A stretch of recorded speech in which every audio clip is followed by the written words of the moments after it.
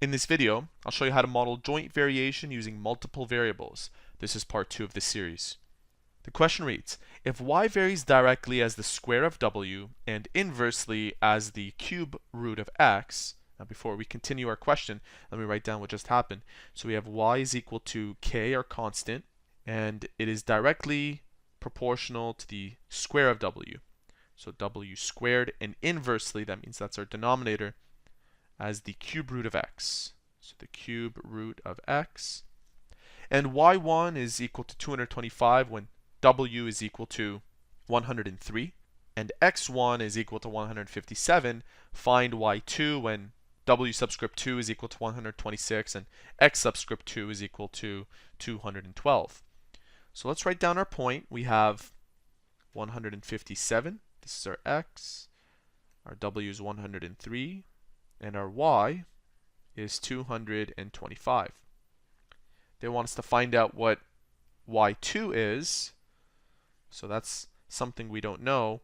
When x2 is 212, w is 126, and y is what we're looking for.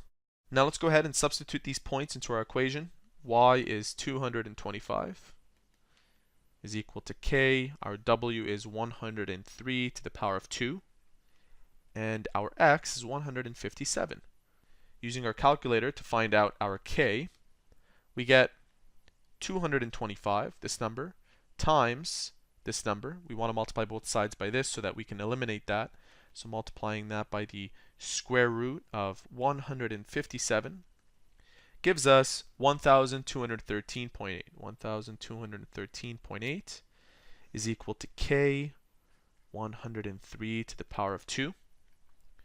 Dividing both sides by 103 to the power of 2.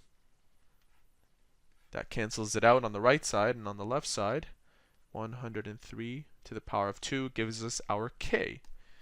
So this number divided by 103 to the power of 2, and our k is equal to 0.114.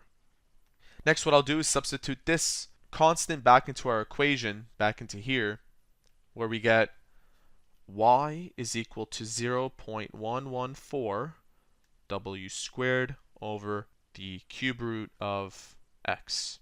Now I can substitute 212 into here and 126 into here. I can do this all in one step in my calculator. So taking this number times 126 squared divided by the cube root of 212 will give me a y value of 304.62. Y is equal to 304.62, and that is your final answer. There you have it. That is how to model joint variation using multiple variables. Make sure to watch part 3 for another example.